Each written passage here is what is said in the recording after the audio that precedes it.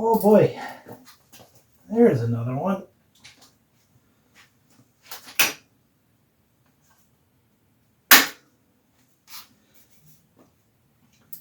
We got a Schwinn 3-speed. You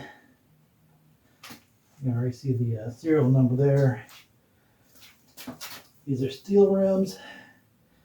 If you look at old Schwinns, they got like a knurling or hash mark in the middle of their wheels, indicating that they are the special Schwinn size wheels. So not too many companies produce tires for these wheels anymore. These are 26 by 1 3/8. Let's see what kind of condition this bike's in. Got the cover gripping on the seat there. Rusty chain. No serious catches in the chain. I might be able to clean that up.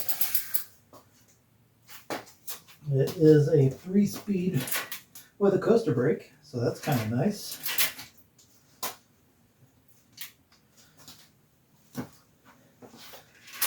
Seems to pedal all right.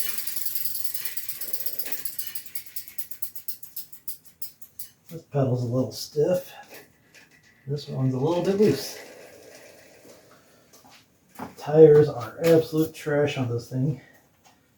You can see the tubes. Tread's just falling off. So you can see the tube.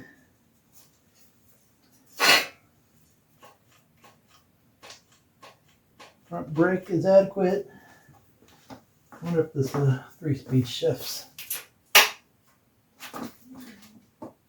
Okay, what I do? Okay.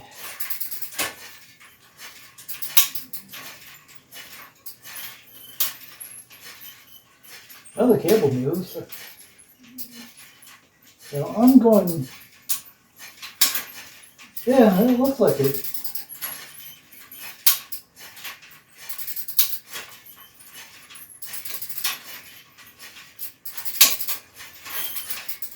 Oh yeah, I can feel. I felt it that time. So yeah, it's definitely shifting still. Now,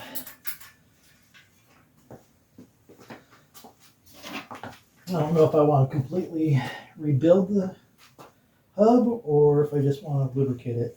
This is a Schwinn Archer 3-speed coaster brake. Can I see a model? And model's kind of hard to read right now. But all Schwinn Archer hubs have a port right there to add oil to them. So most times you just add oil to these things. You don't take them apart and re-grease them. So we'll see what I do. These speeds are a pain in the butt to work on sometimes. Let's see. Take a look at what else is going on with this bike. Kind of seems like this brake arm is bent forward a little bit. I wonder if I can straighten that back out without damaging it. So yeah, this thing, I'll leave the grips. Some old school grips, and they're not torn up. They got like a channel right there. I guess it's supposed to be a little more cushioning. Headset definitely is tight, or yeah, I think it's just a little too tight, but that's going to have to be re-greased. And let's see. Don't know what model it is yet. It's like something cycle is on the head tube here. Barely read the Schwinn there. A little more legible on this side.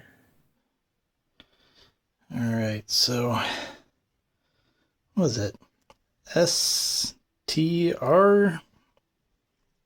cycle? I have no idea. Yeah, you can see how bad the Schwinn logo is deteriorated on the left side of the bike.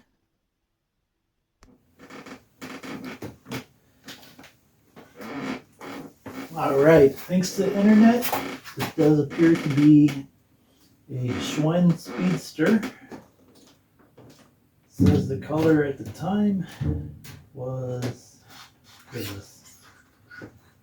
Flamboyant red. Now, I know this bike has sat outside for a very long time, so this could be what the red faded down to. But yeah, this is a 1977 made in May Schwinn Speedster. So that kind of fits with what I've seen on the other side as far as the lettering goes. But pretty much everything else checks out. Only difference is this bike has a star there instead of saying Speedster.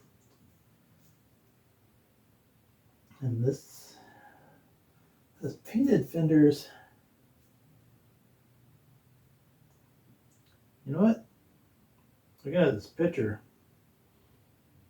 Looks like it's... Oh, the picture's just of the single-speed coaster brake, I think. I don't know. I don't see any shifters on it. But yeah, I'm going to say this is a 77 Speedster. Good just running about town bike, I guess. Let's see what size this thing is. We are, wow, that's another 22-inch frame. These are some big bikes.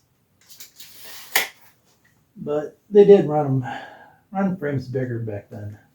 Always had like the seat almost as low as it would go, whereas the modern bikes typically have the seat post up higher. Give you a little more standover height. Front wheel doesn't feel too bad. Oh, I am missing a spoke on the rear wheel. Missing a few spokes. And yeah, they're loose again. What's the yeah. So tires, tubes.